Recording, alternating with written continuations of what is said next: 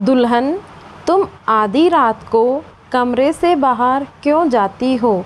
मेरी सास के इस सवाल पर मैं हैरान हो गई। अभी मेरी शादी को 4 दिन हुए थे कि मेरी सास ने अजीब बातें करनी शुरू कर दी, वह भी मेरे पति के सामने। पति के सामने ऐसा सवाल करने पर मेरी हालत ख़राब हो गई थी। अब मैं क्या बताती कि मैं क्यों आधी रात को कमरे से बाहर जाती हूँ। मेरी सास अच्छे से जानती थी कि पूरे घर में बाथरूम एक ही था, जिसे इस्तेमाल करने के लिए मैं नहीं बल्कि घर के सारे लोगों को अपने कमरे से बाहर निकलना पड़ता था। यह कैसा बेहुदा सवाल किया था मेरी सास ने मेरे पति के सामने, जबकि यह जवाब जानती थी। गुस्सा तो मुझे बहुत आया, लेकिन मैं अपने गुस्से को अंदर ही पी गई। अब 4 दिन के पति के सामने मैं क्या कहती? मेरे पति ने तो पहले ही दिन कह दिया था कि मेरी माँ मेरी स्वर्ग है। मैं चुप रही, कोई जवाब नहीं दिया, बस सर झुका लिया। मम्मी ने सिखाया था कि अपनी ज़ुबान पर काबू रखना, किसी से बिना वजह बात ना करना। गांव की औरतें बहुत तेज होती हैं, छोटी छोटी बात पर बतंगड़ बना देती है। इसीलिए मैंने बहुत एहतियात रखी थी। ऊपर से पति भी बड़ी शांत स्वभाव के आदमी थे, मैंने सुना था। मगर कल गुस्सा देख भी लिया जो उन्होंने अपने छोटे भाई पर किया। मैं तो डर गई थी। पता नहीं, मैं उम्र में 10 साल छोटी तो थी अपने पति से। मेरे पति राघव की उम्र 30 साल थी और मेरी उम्र महज 20 साल थी। लेकिन मेरी सास की यह पहली और आखिरी अजीब बात ना थी। इन बातों का नाम ख़त्म होने वाला सिलसिला चलता रहा। एक दिन मैं ऊपर छत पर हवा खाने गई। मौसम तो सर्दी का था, लेकिन मुझे ना जाने क्यों घुटन होने लगी। रात के खाने के बाद मैं छत पर चली गई। सर्दी की वजह से शॉल ओढ़ ली थी। थोड़ा छत पर टहलने लगी, फिर सर्दी से मेरे दांत कटकटाने लगे तो मैं नीचे अपने कमरे में आ गई। राघव खाना खाने के बाद टहलने जाया करते थे। उनके यहाँ एक चौक था, उस चौक पर निकल जाते थे। वहाँ उनके दोस्त थे। कुछ देर चौक पर चाय पानी पीते, बातें करते अपने दोस्तों के साथ और फिर वापस आ जाते। करीब करीब 2 घंटे बाद राघव आए तो सास भी जल्दी से उनके पीछे आ गई। मैं यह देखकर हैरान हो गई कि सास तो जल्दी सो जाती हैं, फिर आज इतनी देर तक क्यों जाग रही हैं। लेकिन जैसे ही सास ने बात शुरू की, मैं उनके जगने का मतलब समझ गई। राघव बेटा, इतनी रात को बाहर ना जाया करो। तेरी दुल्हन अकेली होती हैं, कुछ तो ख्याल करो। सास ने कहा तो मैं समझी कि उन्हें मेरी फ़िक्र है, लेकिन अगले ही पल मेरा यह ख्याल गलत साबित हो गया जब मेरी सास ने मेरे छत पर जाने को अलग रंग देते हुए कहा। राधा के सामने दौर आया। दुल्हन जब पति घर नहीं होता तो पत्नी छत पर नहीं जाया करती। यह गांव है और यहाँ लोग दुल्हन को इस तरह रात बिरात छत पर जाने को गलत समझते हैं। मुझसे पड़ोस वाली राधा ने थोड़ी देर पहले पूछा कि तुम्हारी बहू इतनी रात को अकेले छत पर क्या कर रही थी। सास ने इसके गलत मतलब निकालते हुए कहा तो मैंने परेशान होकर राघव की तरफ देखा। वह मुझे अजीब नज़रों से देख रहे थे। काव्य, यह तुम्हारा शहर नहीं है, यह गांव है। यहाँ सोच समझकर कदम उठाना पड़ेगा। गांव की लड़कियां और औरतें इतनी रात को छत पर नहीं जाया करती हैं। राघव ने मुझे बड़ी सख्ती से कहा तो मेरी जैसे जान ही निकलने वाली थी। हर पत्नी की तरह मैं भी राघव के गुस्से से डरने लगी थी। मुझे सास पर एक बार फिर से गुस्सा आ गया। मम्मी जी मुझे कमरे में घुटन हो रही थी तो हवा खाने गई थी। मैंने इस बार हिम्मत करके कहा, लो सुन लो बात। यह क्या बहाना बनाया है तुमने छत पर जाने का? गर्मी का मौसम होता तो समझ में भी आता, लेकिन इतनी सर्दी में हवा खाने कौन जाता है भला? पता नहीं क्या चल रहा, क्या सच है? सच कहते हुए उठी और कमरे से बाहर चली गई। मैंने महसूस किया कि सास की बात पर राघव का मूड बिल्कुल ख़राब हो गया। वह बोले तो कुछ नहीं, लेकिन बात किए बगैर ही सो गए। मैं तो परेशान हो गई। इस तरह आराम आराम से सास मुझे दिमागी टॉर्चर करने लगी। वह अचानक ऐसी बात करती थी, वह भी राघव के सामने, जो कुछ बोल ही नहीं पाती।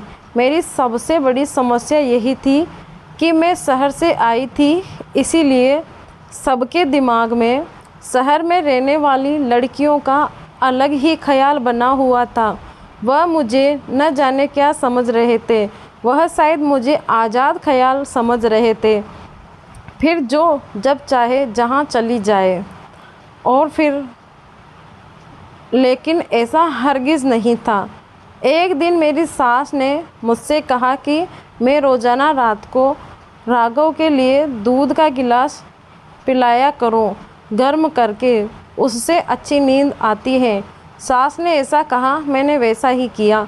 लेकिन राघव ने कहा कि रात को गर्म दूध पीने से उनको पेट गैस की प्रॉब्लम होती है। उन्होंने मना कर दिया तो सास ने कहा कि ज़बरदस्ती पिलाओ, तुम्हारे प्यार से कहने से मान जाएगा। मैंने प्यार से कहा तो उन्होंने पी लिया, लेकिन आधा गिलास, फिर रोज़ाना ही पीने लगे। एक रात सास फिर से हमारे कमरे में आई। राघव भी बैठे थे। थोड़ी देर इधर उधर की बातें करने के बाद सास बोली, राघव, पता है बगल वाली पड़ोसन कमला की बहू ने क्या किया अपने पति के साथ? मेरी सास ने शक में लाते हुए कहा तो राघव झट से बिस्तर से उठ बैठे और मम्मी की बातें सुनने के लिए बेचैन हुए। वह आखिर कमला की बहू क्या किया? राधा बता रही थी कि उसकी बहू रोज़ रात को अपने पति को ज़बरदस्ती दूध का गिलास पिला देती थी। पत्नी ने समझा कि पत्नी की मोहब्बत है, लेकिन कल रात राधा ने देखा तो उसकी बहू दूध के गिलास में कुछ मिला रही थी। फिर पता चला कि वह रोज़ाना दूध के गिलास में अपने पति को नींद की दवाई पिलाया करती थी। पति को गहरी नींद सुलाकर ना जाने क्या करती थी वह लड़की। मेरी सास ने कहा तो राघव ने पहली मेरी तरफ देखा और फिर उस गिलास की तरफ जो थोड़ी देर पहले ही उन्होंने दूध पीकर रखा था। सास तो कहकर चली गई, लेकिन मेरे पति के दिमाग में अजीब सा शक डाल गई। उसके बाद ना मैंने दूध का गिलास दिया। राघव ज़रूर सोचता होगा कि राधा की बहू की बात सुनने के बाद मैंने उन्हें दूध का गिलास देना बंद क्यों कर दिया। अब देती तो भी अजीब लगता और ना देती तब भी एक अजीब सी परेशानी थी। बस मुझे खुद पर गुस्सा आने लगा कि मैंने सास की बात क्यों मानी। मुझे अब अपनी सास पर बहुत ही गुस्सा आता था। बेटे के सामने तो इतनी भोली भाली बनती फिरती, सीधी सादी बनती थी, पर वह मुझे बहुत ही चालाक लगती थी। सीधी सीधी इसीलिए कि मुझे लगता था कि उन्हें मालूम नहीं था कब और कहाँ क्या बात करनी है, और चालाक इसलिए कि वह जानबूझकर ऐसी बातें करती थी राघव के सामने। मैं फैसला नहीं कर पा रही थी कि वह चालाक है या मासूम, क्योंकि मेरी सास मेरी इतनी अच्छी देखभाल करती थी, मैं कुछ कह नहीं सकती थी। वह राघव के सामने उन्हें आखिर क्या हो जाता था। फिर धीरे धीरे सास ने मेरे जिम्मेदारी कुछ काम थोप दिए, उसमें से आटा गूंथना, बर्तन धोना वगैरह वगैरह। और रोटियां मेरी जेठानी पकाती थी और सब्जियां मेरी सास की जिम्मेदारी थी।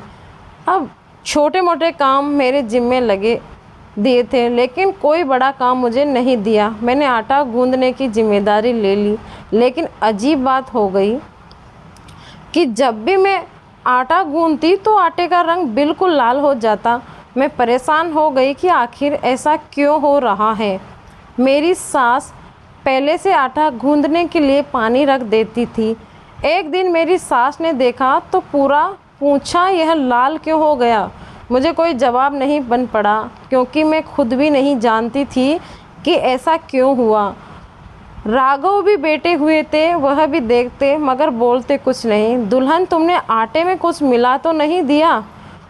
मेरी सास के इस सवाल पर मैं हैरान हो गई। पहले तो मुझे कुछ समझ नहीं आई कि मेरे साथ ऐसा क्यों हो रहा है। मेरे साथ क्या करना चाहती है। मुझे दूध वाली बात याद आ गई जो मेरी सास ने राघव के सामने कही थी। मुझे यह भी सास की कोई चालाकी लग रही थी। और फिर मेरी जेठानी ने कहा कि तुम गूंदो। मेरी जेठानी ने साफ मना कर दिया कि यह कहकर कि एक ही तो काम है इसको, वह भी ढंग से नहीं कर रही। मेरी जेठानी की यह बात सुनकर मैं बहुत शर्मिंदा हुई। मैंने उससे कहा कि सब्जी मैं बना लेती हूँ, मुझे दे दो और आटा गूंद ले, क्योंकि मेरा गूंदा हुआ आटा तो लाल हो जाता है। मैंने ऐसा जानबूझकर कहा था, क्योंकि मुझे सास पर शक था, वह आटे में कुछ मिलाती है, इसीलिए आटा लाल हो जाता है। मैंने कहा, आटे से भरी हुई बर्तन सास के आगे सरका दी और खुद सब्जी बनाने का काम ले लिया। मैंने देखा कि सास का रंग पीला पड़ गया था। वह आटे से भरे बर्तन को देखकर मैंने उनके सामने वही पानी से भरी केतली रखी जो मेरी सास ने भरकर रखी थी। इतने में राघव भी आ गए। सास का चेहरा मुझे किसी अनहोनी का एहसास हुआ। मम्मी जी जल्दी करें, आटा गूंद दे, मुझे पता नहीं है, मेरी जेठानी ने कहा। मैंने देखा आटा रंग बिल्कुल लाल पड़ गया। जैसे ही मेरी सास ने आटा गूंदना शुरू किया तो आटे का रंग बिल्कुल लाल हो गया। फिर मुझे तसल्ली हुई कि चलो, सास के हाथ का बना हुआ आटा भी तो लाल हुआ। राघव ने भी देखा, अरे मम्मी जी, आपका गूंदा हुआ आटा भी तो लाल हो गया है। मैंने राघव के सामने थोड़ी ऊंची आवाज़ करके कहा तो सास को गुस्सा आ गया। ज़रूर तुमने पानी में कुछ मिलाया होगा, वह बोली। लेकिन मम्मी जी, पानी तो आपने ही भर के मुझे दिया था, मैंने भी आज बहादुरी का काम करते हुए कहा। तो सास हैरान हो गई। उन्हें लगता था कि मेरे मुंह में ज़बान नहीं है। मैं डरती हुई राघव के सामने कुछ बोल नहीं सकती थी। फिर मैंने गौर किया तो मुझे शक हुआ कि जो पानी सास मुझे भरकर देती थी उस पानी में ज़रूर कुछ रंग मिला देती थी, जिसकी वजह से आटा लाल हो जाता था। यह पानी भी सास भर कर देती थी मुझे, कहती थी तुम वज़न ना उठाओ, अभी क्या पता तुम्हें प्रेगनेंसी ठहर चुकी हो। कहते हैं गूंगा जब बोलता है तो कफन ओढ़ कर बोलता है। मैं भी आज ऐसे ही बोलने लगी थी। राघव, आपको पता है मम्मी जी को आपसे बहुत मोहब्बत है, इसीलिए उन्होंने मुझे कहा था कि मैं रोज़ रात को आपको दूध का गिलास गर्म करके दूं। लेकिन मेरी बात सुनकर राघव ने हैरत से अपनी माँ की तरफ देखा, फिर वहाँ से चले गए। राघव बोले तो कुछ नहीं, लेकिन वह सारा मामला समझ गए और अगले ही दिन मेरे लिए जो हो सकता था वह ख़त्म हो गया। लेकिन मुझे नहीं पता था कि मेरा मुंह खुलना मेरे लिए इतना ख़तरनाक साबित हो सकता है। उस दिन के बाद से मैंने महसूस किया कि सास ने ऐसी बातें करना बंद कर दी थी और वह बिल्कुल चुप हो गई। मैंने सास की चुप्पी को अपनी जीत समझ लिया और सारा दिन खुश रहने लगी। लेकिन मैं एक साधारण लड़की यह नहीं समझ पाई कि यह चुप्पी किसी तूफान का इशारा कर रही थी। सास पहले से ही ज़्यादा खतरनाक हो गई। मैंने सोचा शायद सास मुझसे डरने लगी है या फिर वाकई मेरी हमदर्द है। अब मेरी सास मेरे कमरे में अब नहीं आती। जब राघव होता, जैसे ही राघव आता वह फ़ौरन वहाँ से चली जाती। मैं सब भूल गई और सास की तरफ से अपना दिल साफ कर लिया था। यही मेरी सबसे बड़ी गलती थी। मुझे मालूम ना था कि मेरे पति पर 8 लाख का कर्जा है। एक दिन मेरी जेठानी ने मुझे यह बात बताई तो मैं हैरान हो गई। राघव ने मुझे कभी बताया नहीं था, इसीलिए मुझे महसूस हो रहा था कि मेरी जेठानी कुछ जानती है लेकिन मुझसे कह नहीं पा रही है।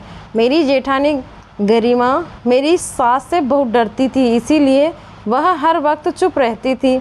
गरिमा माँ से कहा कि कर्जे वाली बात किसी से ना करो, ना राघव से, ना अपनी सास से। मुझे अपनी जेठानी गरिमा की यह बात बहुत अजीब लग रही थी। मुझे ना जाने क्यों उसकी नीयत पर शक हुआ था। फिर गरिमा सास राघव के बारे में भी अजीब बात करने लगी। मुझसे अपने पति की बुराई कहाँ बर्दाश्त होनी थी। भला मैंने अपनी जेठानी को डांट दिया। मैंने सोचा कि मेरी जेठानी बहुत चालाक है और वह मुझे मेरी सास और पति के खिलाफ भड़का रही है। इसीलिए मैंने उसकी बात पर काम धंधा छोड़ दिया, बल्कि बातचीत भी बंद कर दी। बस ज़रूरत के लिए बात करती थी। मैं उसे भी समझ गई कि मैं उससे बेखबर हूँ। फिर वक्त गुजरता गया। सास मेरे कमरे में आती और हम देर तक बातें करते। मुझे अब उससे कोई समस्या नहीं थी। फिर एक रात मेरी सास ने मुझसे कहा कि घर के पीछे जो दीवार है वहाँ पर उनका झुमका गिर गया है, मिल नहीं, और मुझे ढूंढने को कहा। मैं हमेशा की तरह सीधी सादी थी। रात का वक्त था। घर के पीछे चली गई और सास का झुमका ढूंढने लगी। अंधेरा था, इसीलिए एक छोटा सा टॉर्च उठाकर मैंने राघव जब रात का खाना खाने के बाद चौक पर गए थे अपने दोस्तों के साथ, 10 बजे का वक्त था और मैं सास का झुमका ढूंढने में लगी थी। मैं अकेले नहीं थी, सास मेरे साथ खड़ी थी। दुल्हन, मैं जरा बाथरूम जा रही हूँ, अभी आती हूँ 2 मिनट में, सास कहकर वहाँ से गायब हो गई। मैंने सोचा मेरी सास 2 मिनट में आ जाएगी, तब तक मैं सही तरीके से ढूंढ लूँगी। उस जगह की सास तो नहीं आई, लेकिन कोई दीवार चलाकर आ गया उसी वक्त। कौन है? मैं घबरा गई, बहुत परेशान से पूछा और टॉर्च उस पर आदमी के चेहरे पर लगाकर देखने लगी। उसी वक्त मेरी सास राघव को लेकर आ गई। देख रहा है अपनी पत्नी की हरकतें। रात के इस पहर जब सारा घर सो रहा है, तेरी पत्नी क्या कर रही है उस आदमी के साथ, वह भी अकेले अंधेरे में। मेरी सास की आवाज़ मेरे कानों से टकराई तो मेरे पैरों तले से ज़मीन निकल गई। वह आदमी घनश्याम था, जो कि रामनाथ चाचा का बेटा था और राघव का कजन भी लगता था। वह भी हैरान हुआ। तुम पुष्पा भाभी ऐसी निकलोगी, मुझे अंदाज़ा नहीं था। बहुत गुस्से से मेरी तरफ ना बढ़ते हुए घनश्याम की तरफ सीधे बढ़ गए और उसे मारना शुरू किया। मुझे तो गायत्री चाची ने बुलाया था, कहा कि दीवार चलाकर काम है, आ जाओ। राघव मारते हुए उससे पूछे जा रहा था। मेरी सास बोली कि मैं तुझे क्यों बोलूँगी। भला मेरी सास बिल्कुल मुकर गई। मम्मी जी, आपने ही तो मुझे यहाँ भेजा था कि आपका झुमका ढूंढने के लिए। मैंने कहा मेरे पास तो कोई झुमका ही नहीं है, मैं तो तुम्हें आधी रात को झुमका ढूंढने के लिए भेजूंगी। सास ने कहा तो मैं समझ गई कि उसकी चाल थी। फिर तो मेरे ऊपर जैसे पहाड़ टूट पड़ा। मेरी सास और मेरे पति ने सबको बुलाया। घनश्याम के माता पिता और दादा दादी सभी घर वालों को इकट्ठा किया। चाचा, तेरा बेटा और मेरी पत्नी मेरी आंखों में धूल झोंक रहे हैं। राघव गुस्से में आपे से बाहर हो गए थे। रामनाथ चाचा अपने बेटे घनश्याम की तरफ बोल रहे थे। बोले, मेरा बेटा ऐसा नहीं है। घनश्याम की मां रामकली भी अपने बेटे घनश्याम की साइड ले रही थी। राघव ने मुझे एक कमरे में बंद कर दिया जिसमें कोई सामान नहीं था और फैसला सुबह पंचायत बुलाने का किया। सुबह पंचायत बुलाई गई और हमें कसूरवार ठहराया गया। मैं जीती रही, चीखती रही, अपने कैरेक्टर की सफाई देती रही, लेकिन कोई मेरी सुनने को तैयार नहीं था। मैं कमरे की खिड़की के पास खड़ी अपने ससुराल वालों को देख रही थी और बोलती जा रही थी कि मैं बेकसूर हूँ। मेरी सास ने मुझे वहाँ भेजा था और यही बात घनश्याम भी चीख कर बोल रहा था। गायत्री चाची ने मुझे कहा कि मेरे घर आओ, पीछे की दीवार से मेरी भैंस खुल गई है, आकर ढूंढ दो। मैं तो भैंस ढूंढने आया था गायत्री चाची के कहने पर। मुझे क्या पता था यह मुझे फंसा रही है। घनश्याम बोले जा रहा था मगर राघव ने एक ना सुनी। वह उसे जान से मारना चाहता था लेकिन मेरे जेठ ने रोक लिया। सुबह फिर से पंचायत बुलाई गई और हमारा फैसला होने लगा। मैं तो वहाँ मदद के इंतजार में बैठी थी। उसी वक्त उस कमरे में मेरी जेठानी आ गई और मुझसे कहने लगी, मैंने कहा था ना तुम्हें कि राघव पर 8 लाख का कर्जा है, इसीलिए ये दोनों माँ बेटों की चाल है तुम्हें फंसाने में। दोनों माँ बेटे मिले हुए हैं। अब पंचायत में राघव राम चाचा से, उसके दादा से 8 लाख का मांगेगा और उस घनश्याम की जान के बदले में और अपना कर्जा उतारेगा। फिर तुम्हें या तो मार देगा या फिर घर से निकाल देगा। मैंने कितनी बार दोनों माँ बेटों की असलियत तुम्हारे को बताना चाहती थी लेकिन तुमने तो मेरी एक ना सुनी और उल्टा मुझसे बातचीत करना बंद कर दी। अब देख लो नतीजा। उन लोगों ने मेरे साथ भी ऐसा कुछ करना चाहा था लेकिन भगवान की कृपा कि मेरे पति ऐसे नहीं थे। राघव अपनी माँ के इशारे पर चलता है, कविता ने कहा तो उसकी बात सुनकर मैं अपनी अक्ल पर मातम करने लगी। मुझे अफसोस हुआ कि आज भी मेरी सादगी ने मुझे रुस्वा कर दिया। मुझे इंसान की पहचान नहीं थी। कविता सही थी, मैंने उसे गलत समझा और जो लोग झूठे थे मैंने उन्हें अपना हमदर्द समझा।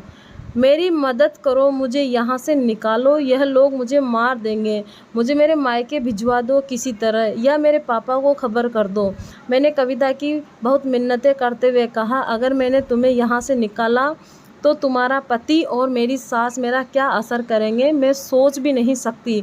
फिर तो मेरा पति भी मुझे नहीं बचा सकता। कविता से मैंने कहा, मेरी मदद करो, भगवान के लिए मुझे यहाँ से निकालो, नहीं तो मैं बेमौत मारी जाऊँगी। मुझ पर तो इल्ज़ाम लगा है वह मेरे पापा के लिए बर्दाश्त करने लायक नहीं है। ठीक है, मैं तुम्हारे घर वालों को किसी तरह खबर कर देती हूँ, उससे ज़्यादा मैं तुम्हारी कोई मदद नहीं कर सकती। कविता ने कहा तो मेरी जान में जान आ गई। कविता की बात सच साबित हुई। जैसे उसने बताया था वैसा ही राघव ने उसने पंचायत में शर्त रखी, अगर रामनाथ चाचा उसे 10 लाख देता है तो वह घनश्याम को छोड़ देगा। मुझे यह सुनकर बहुत दुख हुआ क्योंकि मैं तो अपने पति से मोहब्बत कर बैठी थी। कविता ने मेरी मदद की और मेरे पापा को खबर दी। मेरे पापा और मेरे भाई वहाँ जल्दी से आ गए मुझे बचाने के लिए। मुझे कैद में देखकर उन्होंने राघव पर बहुत गुस्सा किया। मेरी फूलों जैसी बेटी का क्या हाल कर दिया है तुमने। मेरे पापा से राघव ने कहा, आपकी बेटी ने मेरी इज्जत का तमाशा बना दिया है, आपको नज़र नहीं आ रहा। राघव गुस्से से पागल था। मैंने अपने पापा और भाइयों को सारी बात बता दी और उनकी चाल उनको समझा दिया।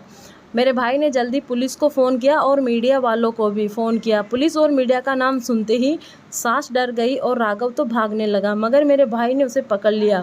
इतने में पुलिस आ गई और मीडिया वाले भी। मेरे पापा और मेरे भाइयों ने सारे गांव के सामने उसकी साजिश को बेनकाब किया। पुलिस राघव और मेरे सास को पकड़कर ले गई। उनका लगाया हुआ इल्ज़ाम गलत साबित हो गया क्योंकि गांव के लोगों ने घनश्याम के हक में गवाही दी। कहा घनश्याम शरीफ लड़का है। मेरे घर वाले मुझे अपने साथ ले गए और मैं अपने मायके में रहने लगी। मेरी सादगी ने मुझे कितना बर्बाद किया, अब सोचती हूँ तो दुख होता है, बहुत दुख होता है। फिर कुछ साल बाद राघव जेल से रिहा हो गया और मैं तो उम्मीद से थी, इसीलिए एक बेटी की माँ बन चुकी थी। जेल से रिहा होकर राघव ने मुझसे माफ़ी मांगी और साथ चलने को कहा, लेकिन मेरे पास उन दोनों माँ बेटों के लिए कोई माफ़ी नहीं थी।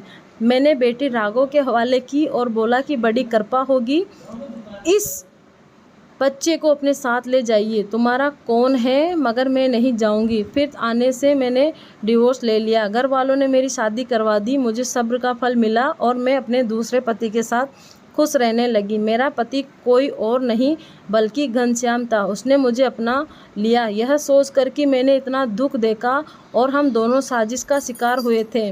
मैं आज उसी गाँव में रहती हूँ और मेरी पहली सास मुझे और रात दिन शाम जब साथ कुछ देखती हैं तो बहुत जलती हैं। उन दोनों ने हम दोनों को पैसे की लालच में रुस्वा करना चाहती थी, लेकिन खुद बदनाम हो गए।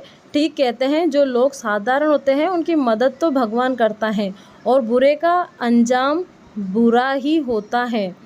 जब तक राघव और उसकी माँ जिंदा रहेंगे उन्हें बदनामी का सामना करना होगा, सारी उम्र रुसवाई सहनी होगी। तो यह इमोशनल कहानी कैसी लगी दोस्तों, मुझे कमेंट में ज़रूर बताना। धन्यवाद।